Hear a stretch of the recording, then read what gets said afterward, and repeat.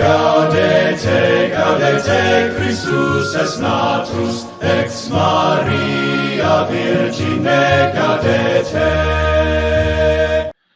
So welcome to another episode of the Rediscovery channel, where each week we look at a different topic that the other person may or may not have heard of. And this week I'm here with my good friend Ivor. And Ivor, this week I want to talk to you about a book written by what would probably be described as like the archetype or archetypical villain or dictator in many movies, and maybe also American culture or Western culture even. Any idea who I'm talking about? Are you talking about Machiavelli, the Prince? No. More recent. So maybe I'll bring him up. It's a book written by Muammar Gaddafi. Al Gaddafi. Okay. How much I do didn't you know. know? How much do you know about him? So Muammar Gaddafi was around when I was a little kid, dictator of Libya. He always wore this like unique robe and sometimes a hat, and he had some deal going on with Europe that he would stop the sub-Saharan Africans from immigrating through. And then our government assassinated him for reasons which I don't really know. I mean, they give their reasons, but whatever they say, you can pretty much dismiss as a lie because it usually is.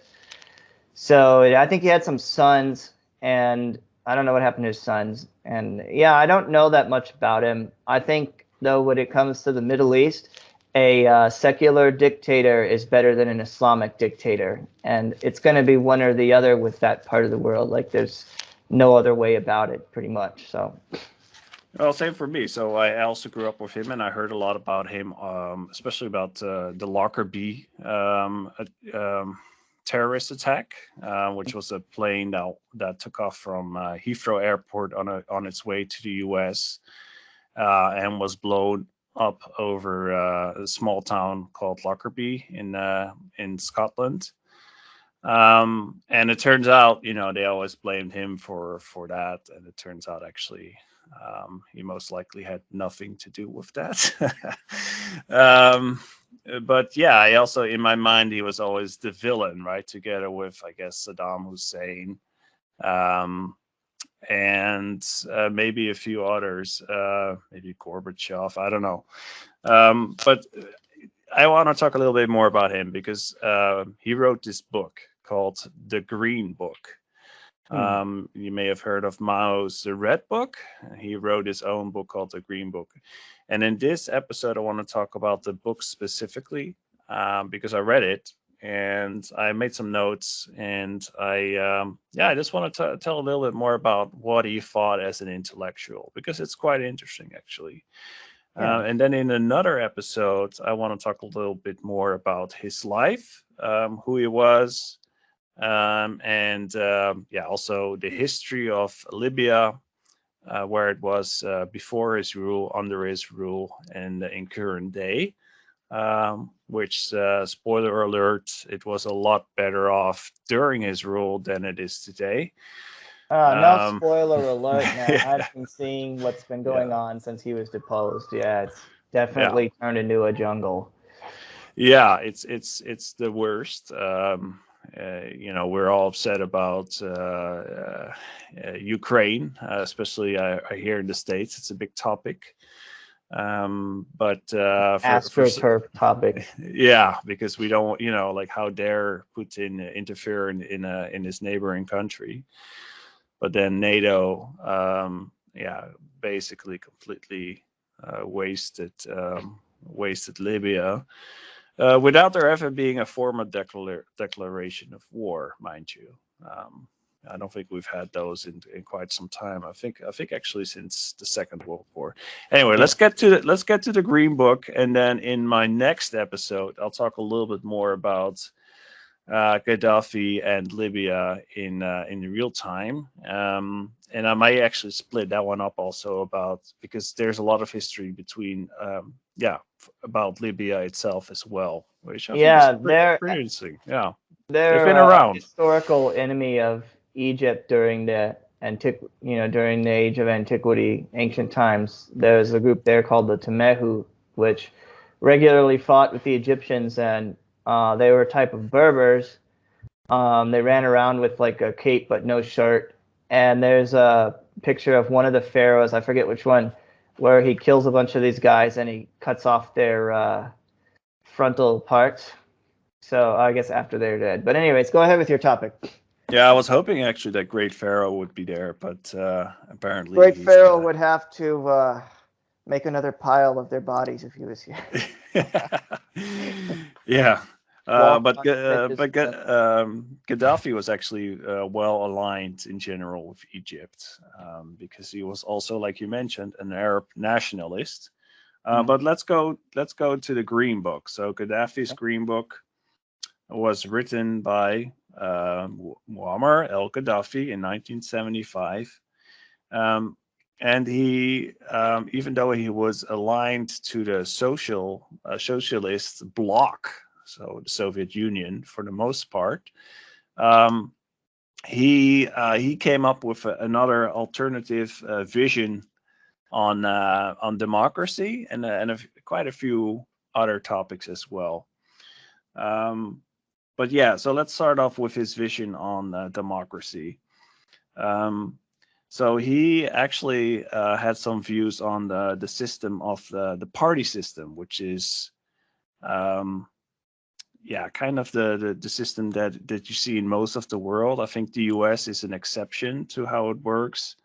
We definitely have it here in Europe, but his remarks about the party system was that it's fundamentally flawed as it represents the interest of the party foremost. And because of this, indirect democracy is a fraud, in his view. The interests of the politicians and parties are placed over the interests of people and country.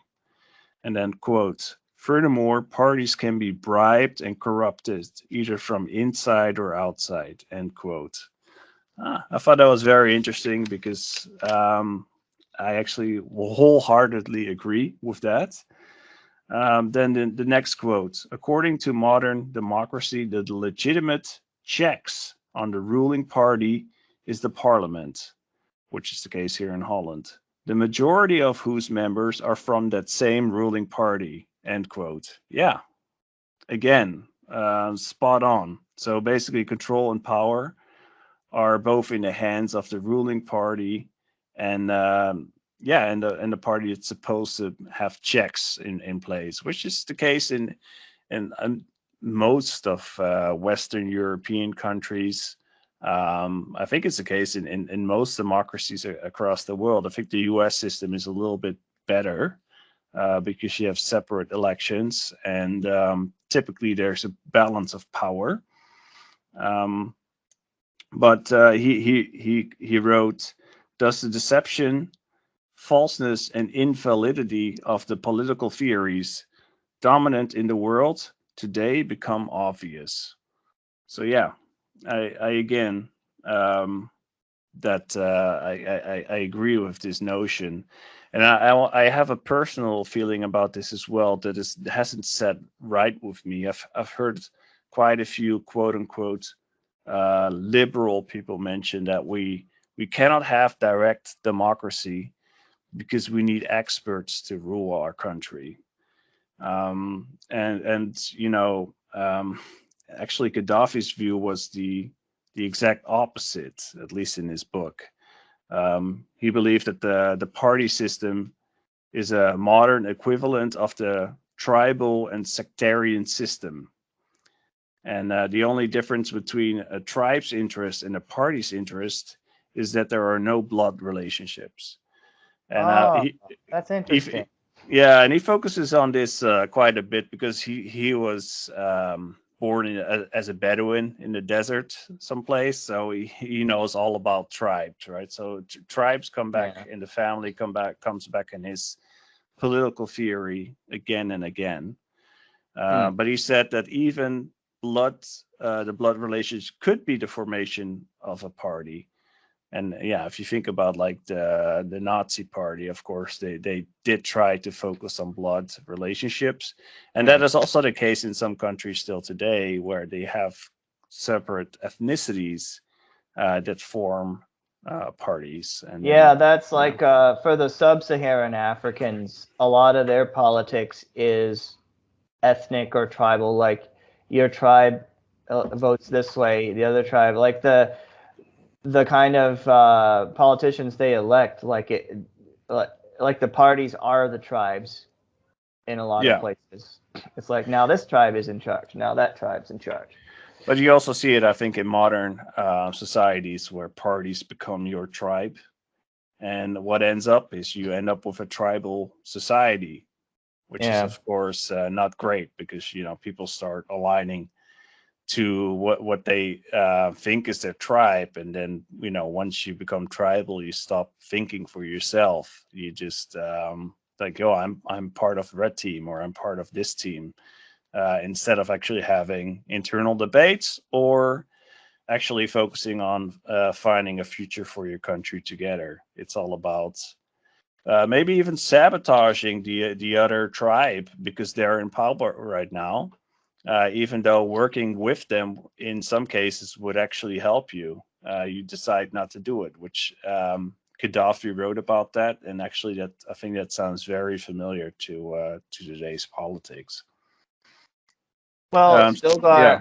I Hmm. had a thought about tribal politics, and because I've been thinking about this kind of stuff too, and like when I was younger, I used to be an anarcho-capitalist, like the most individualistic um, kind of philosophy you can have. Like, why don't we just get rid of government and everything? But the thing is, um, a lot of what's happening right now with the corruption of political parties, especially on the left, is corporations exerting their influence. Like you vote for these people, but then the lobbyists come, and rather than doing what you voted them to do, they do what the people that pay them. Like they're loyal to those who pay them. And then the other thing is about lots of different tribes. There is one thing I realized as I got older, you do have collective interests, even people like us that are introverts. We still, like, stuff will still affect us because even if we are atomized, other people are not, right? And we can be targeted because we look a certain way or because of our religion. So we do have some collective interests, even if we don't know it. And as far as like tribes go, not every and working together, not every people group can work together. Like if our values are so different, then maybe it's better for us to just form separate countries, right? And have a government that's ruling a smaller territory, which is more likely to share our values and which would also be easier for us to remove one way or the other.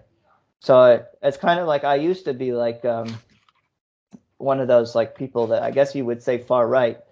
But as I've gotten older, I've realized, like even if I'm this way, then other people are not.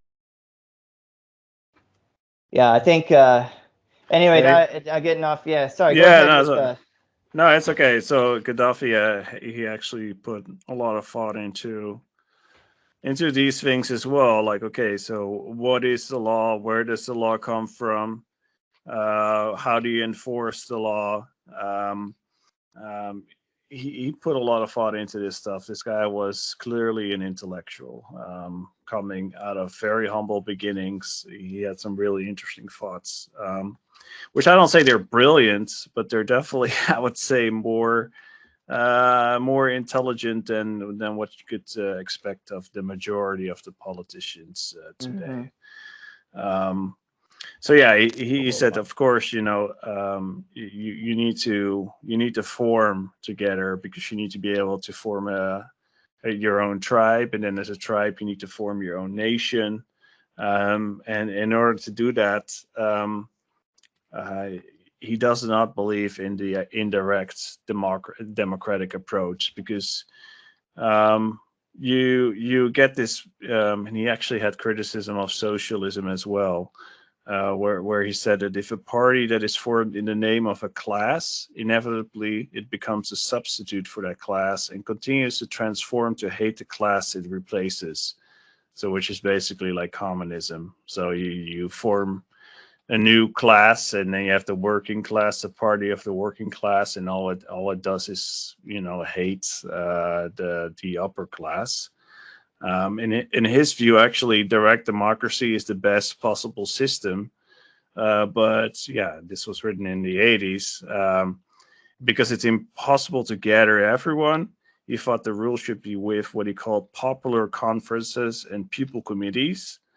And he said that these are the product of thought, which have absorbed all human experiments to achieve democracy, quote unquote.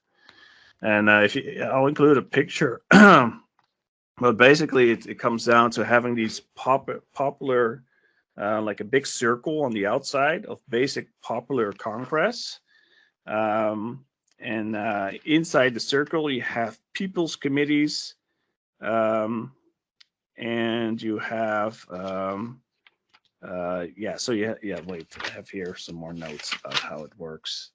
So first, you set up these basic popular conferences, and those are basically people from all walks of life and all occupation, and they form different blocks, and each block chooses a secretariat, and then all secretariats form non-basic popular conferences, and these basic popular conferences then pick people committees for government admin. So basically, what you end up is with a government that is ruled by popular vote, and it's the people in the government are appointed by the people, but they're also checked by the basic popular conferences. So it's also verified, and the checks and balances are by the people as well. So, and in his words, democracy is the supervision of the people by the people. The So yeah, supervision of the people by the people. yeah. So I did it. His green book doesn't go into like into specifics on how long if there would be any term limits onto how long you could be part of the government. But the people in government are directly picked by the people that are basically the general population. So the checks and balances are there. There is no like parliament doing the checks and balances. It's all coming back to this basic popular conference, which is supposed to be like a by a cross section of the people, of all people. So I don't know if Did he how much of implement this this? he did implement some of it, but I'll leave that to my next episode on this. And then I'll discuss a little bit more about how his society looked like, or what it looked like in reality. I can tell you that it was a society that was extremely wealthy for the longest time, until sanctions were put in, because of this supposed Lockerbie bombing, and that he probably had nothing to do with. More successful than UK and France. So he was more successful than EU countries, or the economy was. And actually a quarter of the population also had a university degree. So kind of like night and day versus what Libya is nowadays. Anyway, Now they've got open air slave markets. yeah. So some other areas of focus about constitutions. He said that they have a fallacy that they change and are reliant on the government for their proper execution.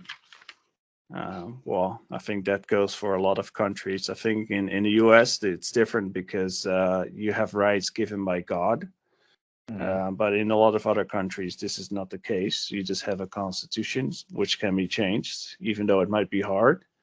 And then it goes back to what he saw as natural laws. Um, and he thought that the abrogation of natural laws from human societies and their replacement by conventional laws is the fundamental danger that threatens freedom. And then he wrote, quote, "Freedom is threatened unless society adheres to a sacred law, which established rules that are not subject to alteration or change by any instrument or government," unquote. So the government must adhere to natural law and not the other way around. I kind of Um, agree with that. yeah, same. And he also wrote that religion is an affirmation of natural laws. So then he wrote on freedom of expression. An individual has the right to express himself, even if he behaves irrationally to demonstrate his insanity. And the same goes for corporations. However, when it comes to the press is there for society. And because of this, it should only be owned by society and not by a corporation or one individual. So I thought it was, yeah, probably interesting. I'm not sure how you would implement that, but He probably implemented it by state controls of the press. yeah. But but that is a good bridge to socialism. So he was actually quite because he started off his revolution as a socialist. mm, But he came up with a different approach because he was against the state owning everything, and the state kind of replacing the capitalist ruling class, and then in the end ending up doing the same thing because you would just create another class, but now it has a different label and different people in it. But as we all know, they end up the socialist governments, they end up living the same kind of life as the capitalist classes or upper classes were living as well. yeah, they live very well under communism. The rulers live very well, but everybody else lives very miserably. Whereas under the current system, the ruling class still lives very well, and you have some people that are living miserably, but then you also have a middle class. And Yeah. so socialism and communism always gets rid of the middle class, always. So he had this supposed third road, a different approach. Hmm. Um, he said no wages, no state ownership. He wanted to go back to early tribal laws, and everyone should own in the hunt equally. So let's say you go out with a hunting party and you catch 10 ducks, then each person in that party will get, whichever share. If there's 10 people in the party, each will get one duck. The same goes for like if you're producing cars in a factory. If you produce 10 cars or 100 cars, if you produce 100 cars, then the 10 people get 10 cars each as a share. And if they only produce one car, then they only get one car each. Because he didn't believe in having typical wage because it would stop the need to improve. Like it would hold people back and make them lazy. And he also said that being a wage earner is being a slave to a master, and it doesn't matter whether this is a corporation or a state. And he came up with this term called natural socialism, which rather than basing things on wages, is based on a profit income sharing scheme. And he also said that the terms worker, laborer, and toiler are invalid. Rather, we should talk about producers and non-producers, which is interesting as well. Yeah, Yeah, because the people in charge, today are not producers, they're for not sure. producers. Yeah, yeah. So he said, thanks to scientific progress and progress in productivity, at some point unskilled labor will disappear, but people will always remain part of the process, the production process, and should get their fair share of what they produce. Okay. It's not about wages, it's about being a partner. And then also when it comes to housing, he had a very different approach, and he did turn this one into a reality. I can already kind of spoiler this one.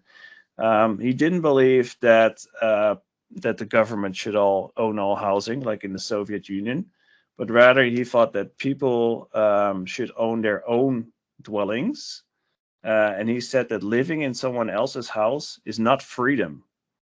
Um, in need, freedom is latent, was one of his quotes. Because you end up, because no person or authority has the right to, wait, this is about transportation. So the same thing about transportation. He said transportation needs to be self owned, and no person or authority has the right to own transportation for the purpose of renting it. So I guess they don't have property tax, or they didn't have property taxes in Libya. I don't know about property taxes, but I do know that if somebody got married and started a family, they would get money towards a car. I think half of the car price was paid by the government, and they would also get money towards buying their own house. So, which is very different than communism, I would Yeah, say. if he had that kind of philosophy about ownership, which I also share, I agree with that, then then he shouldn't have had any property taxes, because if you're paying property taxes, like if I own this house, then I shouldn't have to keep paying somebody in order to live here. If I have to keep paying somebody to live here, which I do, then I don't really own the house, do I? It's No, I renting. agree. I think I don't it's theft, to be I honest. don't see It's who I'm renting from. I don't know that person's name, but I'm renting it from somebody, because because if it's really mine, then I don't have to keep paying for the privilege to live. Yeah, I think maybe when you do your next video, you can find that yeah. out. I'm There pretty was sure the taxes were like low to if non-existent. So if he's yeah, philosophically consistent with that, he would not allow property taxes. yeah. So I'll definitely go into that. He also said that land is the property of nobody.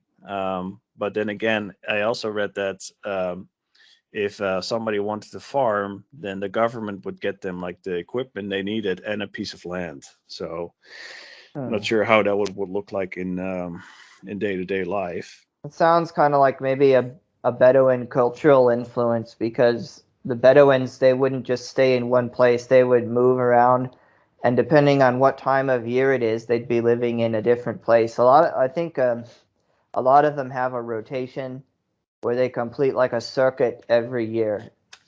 They they go where the water is and the temperature is. Yeah, Yeah. he had a lot of Bedouin influence and also some Islamic influence as well. Yeah. But he wrote that satisfying men's needs for material and spiritual needs without exploiting and enslaving others should be the goal. Um, on savings, he said, "quote The savings which are in excess of one's needs are another person's share of the wealth of society. Um, That work is for socialist. Yeah, that is socialist. Work for wages. Yeah, it's void of incentive. I already talked about that. So on religion, he said that each land should have their own religion, one religion, ideally, for it to be a harmonious national rule. And then on family, he wrote that any situation, position, or proceeding that results in the dispersion, decline, or loss of the family is inhuman, unnatural, and oppressive. Agreed. So, yeah, agreed. Very much non socialist. I Very think I see much, why they killed him. probably. It's And he like, wrote, families are the foundation of society. yeah. So there's a hierarchy: family, tribe, nation. And family is kind of like the roots of the whole society.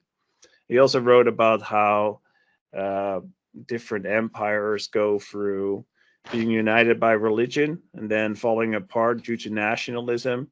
And then the nationalism weakens and they're united by religion again, which is what you have seen in the world. And I think you're seeing it in the Islamic world. I wish we would see it in the Christian world, but unfortunately, our faith is not in a strong position right now, Yeah, in my it's view. true. But, so on women, he had some. He wrote that discriminating against women by man is a flagrant act of oppression without justification. Women eat, drink, hate, love, think, learn, and comprehend just like us. Um, and these are natural necessities of both man and woman. But he also wrote, since there is neither just man or just woman, it follows society needs both. And he also wrote about the differences between man and woman. So also again, very not socialist. Yeah. Um, he talks about man does not get pregnant, man does not deliver a baby or Yep. experience miscarriage. Breastfeeding, taking care of the child, it impacts productivity, but without it, human life would come to an end.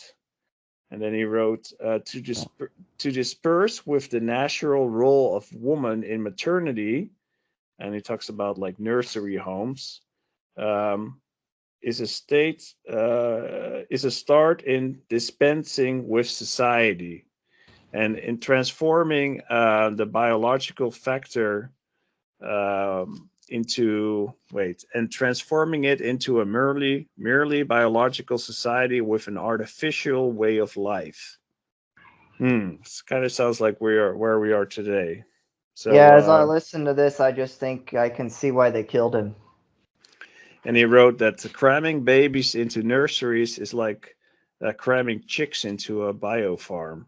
Sure, children should be raised by their mothers in a family founded on motherhood, fatherhood, and camaraderie between brothers and sisters.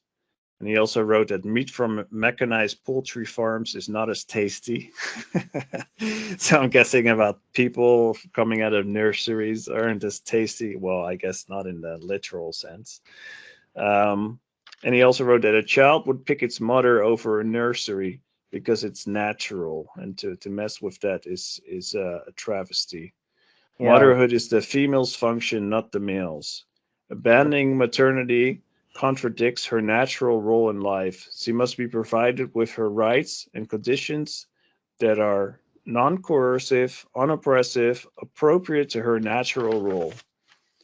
And then, quote, a woman who needs work that renders her unable to perform her natural function is not free and is compelled to work by need. And in need, freedom is latent, unquote. So, yeah, he said that the alleged basis that there is no difference in any way between men and women deprives women of their freedom. And he said this is a monstrous deception. To demand equality in workload is unjust and cruel. And he also wrote about dirty work stains the women's beauty. And then he also wrote about fasting, which is part of Islam. When a woman is pregnant, they don't have to abide by the rules. Um, and he wrote that a woman's anatomy is different from that of a man. Society's endeavor to transform women into men destroys the harmony in nature and destroys the basis of freedom.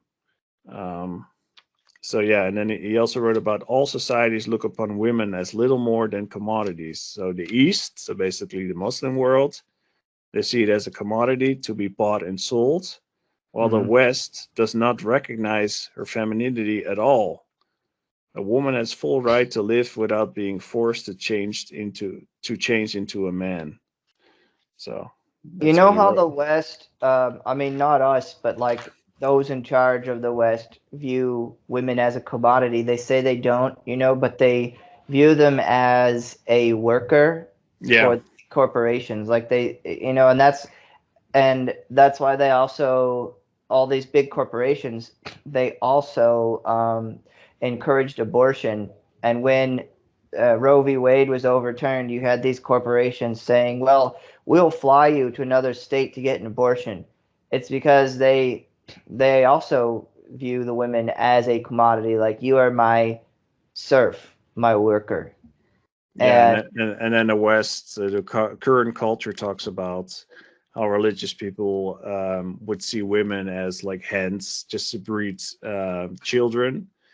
but then they view women as just workhorses that you whip when they don't produce enough food, so Yeah. it's basically the first thing what that they say isn't even true, because a lot of women actually want to be mothers. Now that's to be a trad wife is like to be like almost like rebellious, but that's Yeah, a it is. normal part of life. And actually women with children are way more happy than women, like pursuing a life with cats and a career. um, because living working in the corporate world, actually a lot of these careers are empty and void of meaning. Anyway, Yep.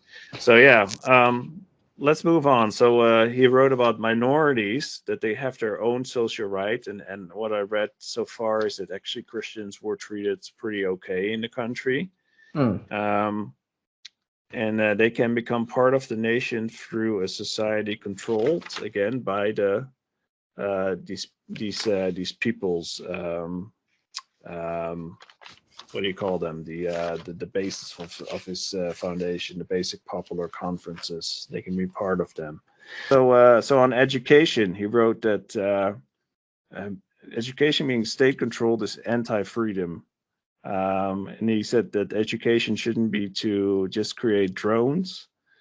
Um, and he said that all governments that set formal curricula coerce their citizens, which is kind of what's happening right now in a lot of Western nations with LGBT kind of curricula, or when it's like the critical race theory and other curriculums.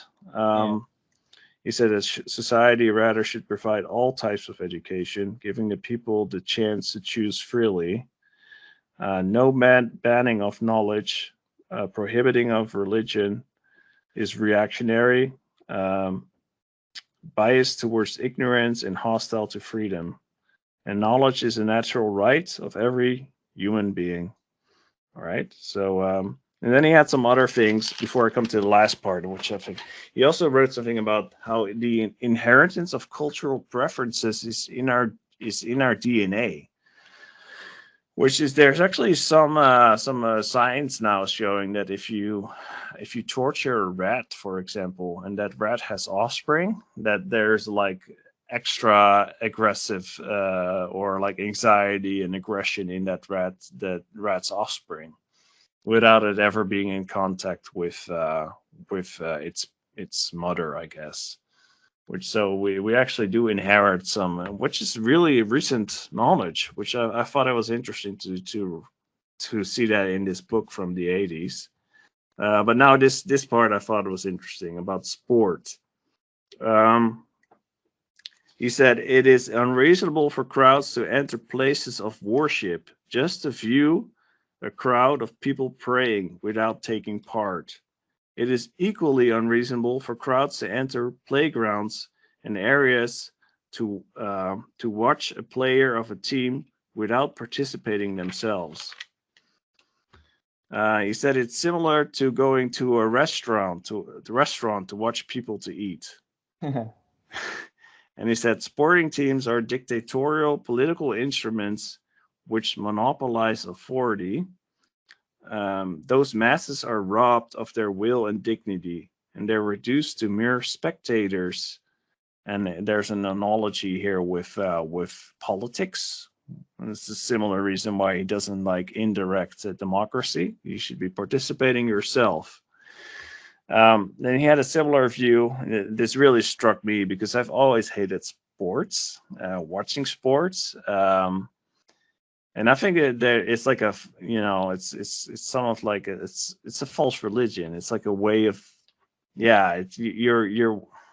I think there's You know what? something wrong there. I don't know. I can't put my finger on it. You know what I think the purpose of sports is, and spectator sports.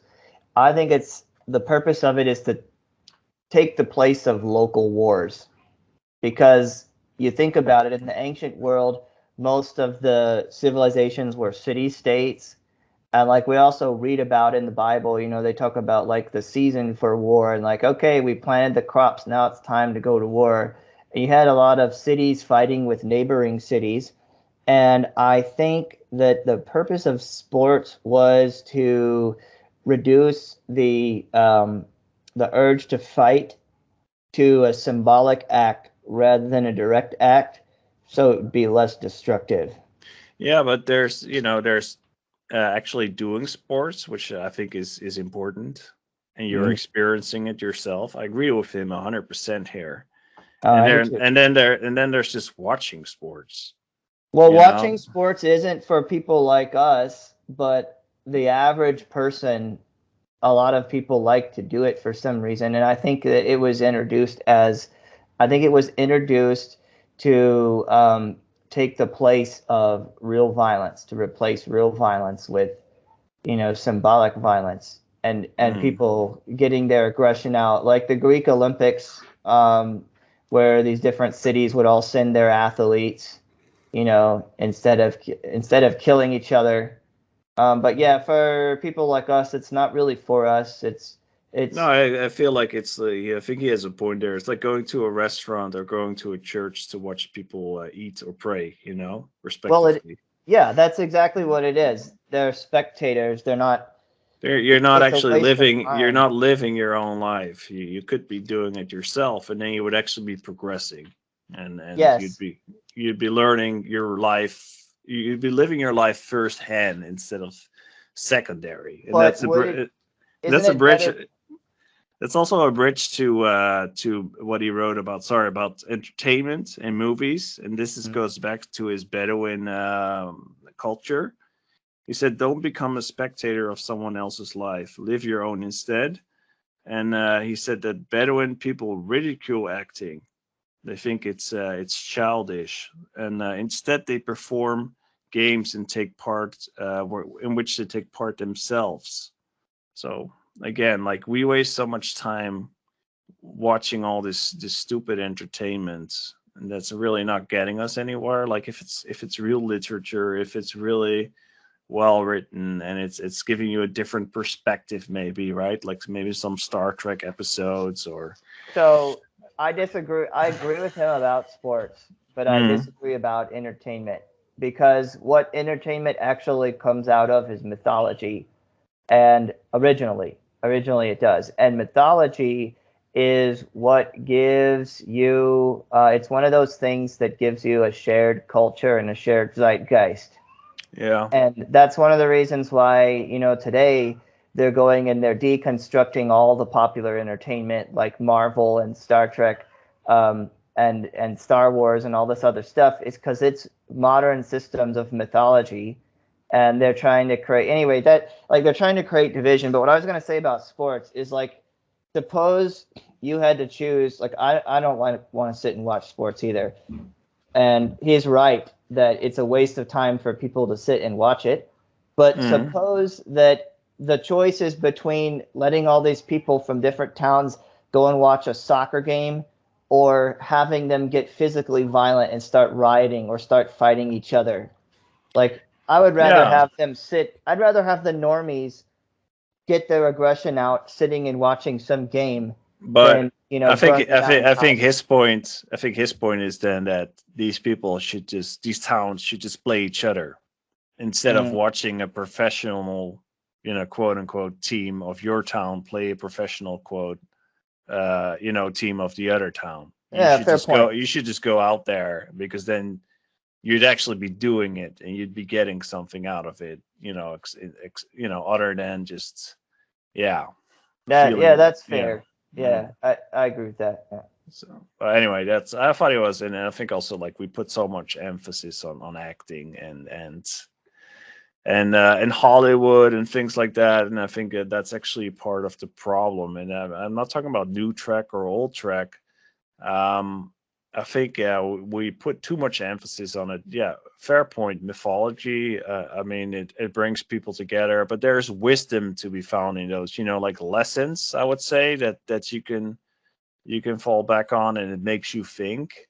Yes. And a lot of the entertainment out there is actually, it exists to make you not think and just Right. zone out. And anyway, I think Well, I think now it's yeah, all yeah. propaganda to get you to agree with the state. It's like Yeah. like our entertainment that we have today serves the same purpose as the entertainment in North Korea. The entertainment industry there is Yeah. to promote the state and their ideas. So Yeah, and it actually, doesn't. sports teams were, like North Korea and China, they have the really good sports teams, I guess, but it's also just about promoting the state, and you see the Mm. same thing happening now in entertainment. But I mean, let's not kid ourselves. Even the entertainment in the 80s and 90s, was there also to promote the Western states and our view of, or the government's view of war, where like people like Gaddafi get to be the bad guys and we get to be the good guys, and we liberate. Um, I don't know, like well, that has been different more recently, but I don't know. I'm not I sure was where I want. actually Yeah. surprised when they overthrew Gaddafi because, I mean, I shouldn't have been, but it seemed like it came out of nowhere because it's like there was no lead up to it or build up to it. It's just like, we killed him. So funny. Well, they did the And same playbook as they did with Saddam. First, they were like, "Give up your weapons of mass destruction," and he actually, Gaddafi was moving towards nuclear. I think he already had nuclear energy and potentially nuclear weapons. uh, And then it's like, if you give up on all that, then we'll let go of the sanctions. So he did, and then after a while, they started promoting, like these jihadist groups, mhm. and then the Arab Spring came, and turns out he had nothing to as a deterrent left. So, It's weird how um, like our tranny government is also allied with all these jihadis in the Middle East. Like, what did they call them? That group in Syria, which was actually ISIS, that they were helping out. I forget what they're called. the Uh, white helmets. on maybe those people also, but there was some other group. I forget what they're called. And yeah, it seems like they want to Islamize the Middle East further, but then here they push other stuff. It's just strange. Yeah, And I don't think there's. I think it goes back to this tribal thinking, where a lot of people are caught up in. Where what is wrong today or right today could be wrong tomorrow, and vice versa. mm, Because a lot of the stuff that used to be like liberal points about not having wars, not having um, your rights, well, like having all of your civil rights, and not having a big surveillance state, those are all now left wing.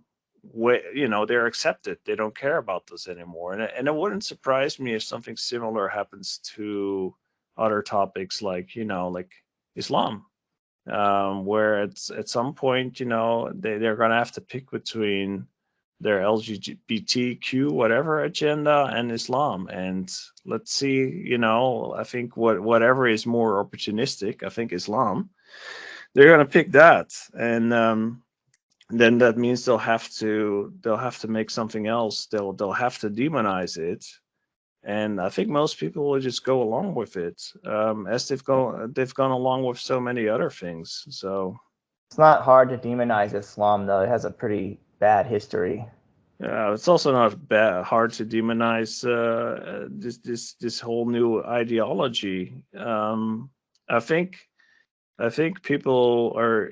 It's been shown that people are very open to just switch positions from one day to the next when it comes, for example, masks. Remember masks? At first they were like bad, and like you don't need masks, and then later on, all this, like a day later, it was like you need to have a mask, because if you don't have a mask, then you're bad.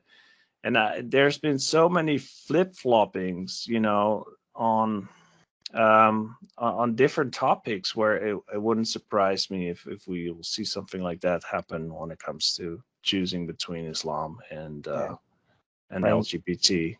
yeah. They'll have to make a choice, I think, at some point. So, I all think, right. yeah, I think that about 50% of humanity, and this number may go up or down depending on what part of the world you're in, but roughly 50% has no original thought. They just want to believe whatever they're told by the authorities, and that's what they do. And that's how they can get people to care about things like Ukraine when they can't even find it on a map. And like, it's like the memes where, what's the current thing? Now I care about the current thing. Okay, now I don't care about that anymore. Yeah. Like a lot of people are just like that. They cannot think for themselves and they don't want to. And for people like us, it's hard because we just want to be left alone. But we still get affected by, this stuff. And it's also why dystopian systems tend to last, like communism and Islam and socialism, fascism, all this kind of stuff, because people just go along with it. Feudalism, they just accept what they're told because they're told. So Yeah.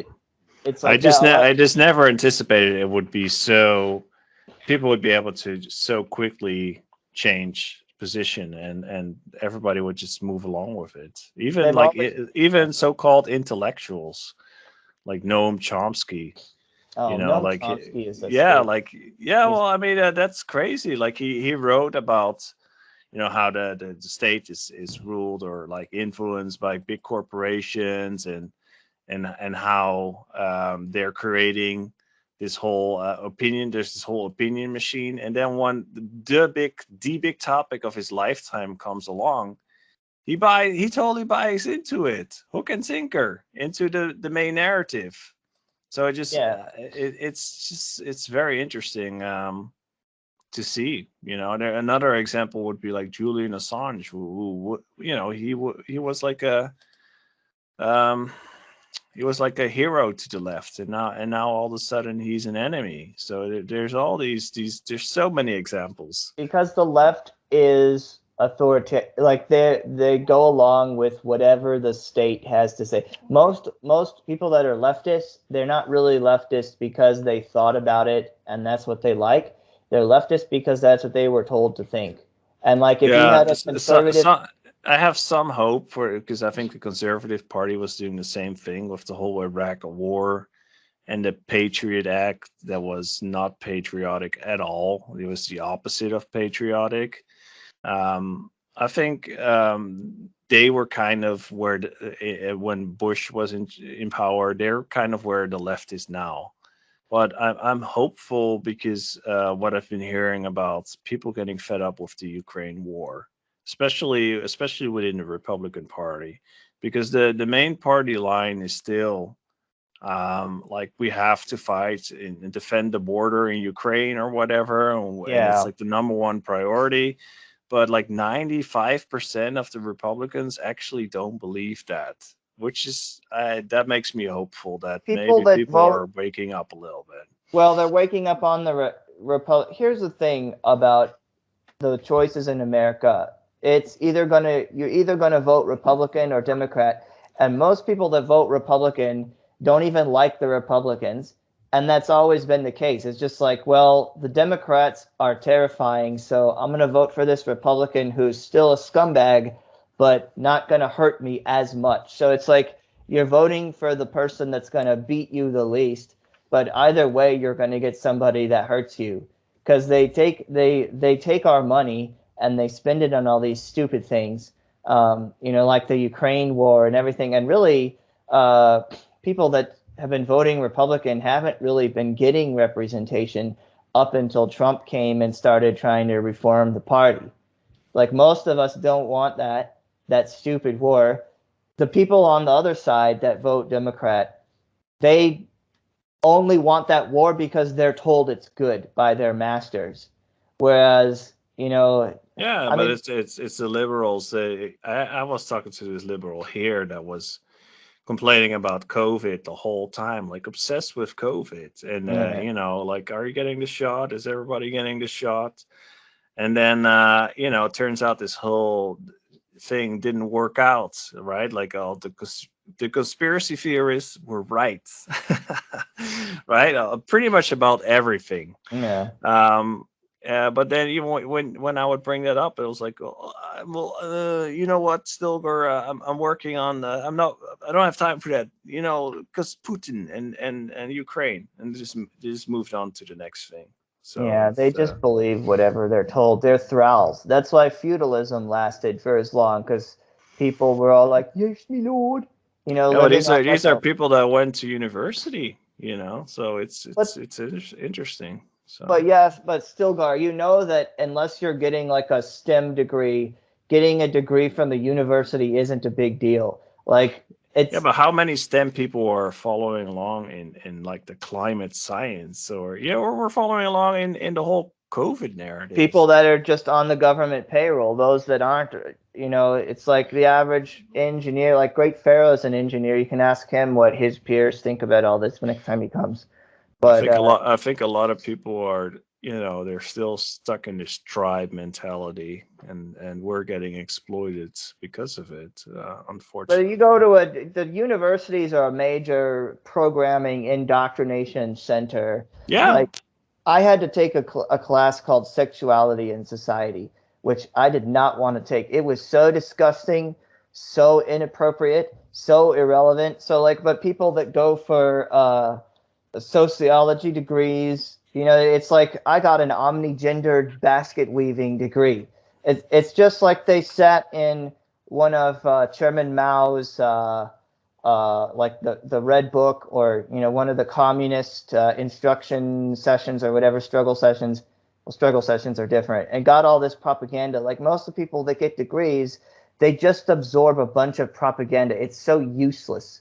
Like unless you're getting a degree that's a scientific degree or a law degree, then you really just got a piece of paper. I got a history degree, which I guess is good for this channel, and it's good for my writing. The stories that I make up and stuff. But it's not that it for real life. Like I don't use it for my job at all. I Yeah. mean, and that's better. That's a better degree than what most people are getting. Like I got a sociology degree. Well, I I got a think women's studies degree. there should be more of a focus on the cynics and being more cynical. I think if you've had your own thoughts and you've been cynical against power, cynical against the dominant culture consistently, then you're probably right, and you They don't shouldn't. have their own thoughts. They're not capable Yeah, of. I think that's the issue. Is we should be teaching people how to have their own thoughts and be more and be questioning more. But anyway, But what do yeah, you but do? Like yeah, think about it. If you were to race with with my son, who's going to win the race? You're going to win the race because you've got longer legs. yeah. If you play chess with somebody with a IQ of 80, you're going to beat that person. Like expecting a lot of these people to have their own thoughts and think for themselves is like expecting a dwarf to be good at basketball. Like they're just not capable of it. That's why I think Well, those. I think some people have really high IQs, Yeah, and they're like Noam Chomsky. His IQ is high enough, right? You have people like Neil deGrasse Tyson. I mean, I don't think he's a scientist, they're but propagandists. Though. but in order to get his degree, you still need to. The guy is not dumb, and there are a lot of people that are high IQ, but they still completely lack any ability to have critical thought, and I think that that's separate from IQ. I think you can be just a basic farmer and still question authority, and maybe you might actually be more likely to do so if you Being see a what's basic happening. farmer is not easy either. It's not easy, but That's there I wouldn't you say don't a need farmer. you don't need to be like high IQ. You don't need an IQ of 150 to be a farmer. But No. I would say here in Holland, a lot of the farmers, they're some of the most based people in the world or in the Yes. country. So I don't know if the IQ thing, because then you're going back to like, oh, we should leave the thinking to the people that are able to do it. No, no, Uh, that's not at all what I'm saying. okay. What I'm saying is and I have nothing but like total respect for farmers. Probably a lot of them are smarter than me, but what I'm saying is there's a lot of people, and you've seen it, like the people that the government will tell them don't wear a mask, and then the next day they'll tell them to wear a mask, and they just do everything. There's a good portion of humanity that just cannot think for themselves, like they can't. Well, And I think the they're part of the tribe. It's like tribe thinking. It's their religion. well, the way that you have to deal with those people is whoever's in charge, they're gonna conform to that because all they can do is conform. So if we're in charge and our culture is dominant, then those people will not be a problem. Like say like 1950s America when almost everybody was going to church as a conservative Christian country, we still had those kind of people. Like they didn't just pop out of nowhere, but because we were the dominant culture and the authority structure, they were not a problem. They just went along with it. But then when these other people took over and they became like the institution and the cathedral and the authority structure, they conformed to that. And a thousand years ago, these people were serfs that were happy to be serfs, I and then they were, and then I mhm, wish it was like that. Although I'm not sure if I wish, but here's why I think you're wrong. okay, Um, I think that a lot of these people that were happy in the 50s, they were watching TV, and what did they see on TV? And who was producing those TV programs? They were going to TV. university, college. Who was writing the curriculums? What was in those books? They were reading books. Who was writing the books? These people were brainwashed, and they were brainwashed into believing a new religion. And that new religion is the dominant religion you see in the West today. Yeah, So I don't think you can just take over. If you were to take over power, you're not gonna just be able to flip things around. A lot of people that are working in media and like reporters or quote unquote journalists, you, they believe the stuff that they write. They're convinced, right? They're like super hyper convinced, even though it contradicts what they write one week, contradicts what they write the next week. They've been brainwashed. I don't think it's going to be as easy as just taking over. And I think people need to be deprogrammed. They need to be red pilled, and it's gonna be very painstaking. It's gonna take talking to people one on one. It's gonna create. Maybe you could create your own podcast. like You you can, said. yeah. It's not gonna be easy because you're going up against very powerful people. I think the one thing that is potentially they're creating hope for us is that now you see that these power institutes of power are losing credibility. They've lost so much credibility during COVID. Yeah. Journalists are not respected anymore. They used to be respected by everybody or by a lot of people. Now we know that they're just propagandists, or a lot of people are waking up to this. And I'm hoping that because there are no one controlled channels anymore that one power can control, that we can reach people and maybe wake up some hearts and minds to some of the games that are being played with us. And part of it is they're destroying our history, Yeah. and they're destroying our culture, and they're destroying our kids and our future. And if we don't stop it, there's not Gonna be going to another be there's nothing another going just nothing left. There's just going to be nothing left. Yeah. Yeah, I'm not saying like, yeah, sure, we should try to wake up as many people as we can, and that is happening with a lot of people, but you still have a certain percentage of people that it doesn't matter what happens or how much logic or facts you have, they just will believe whatever the authority has to say. So, that's why like those kind of people, I don't even worry about trying to convince them. They will go along with whoever is in charge.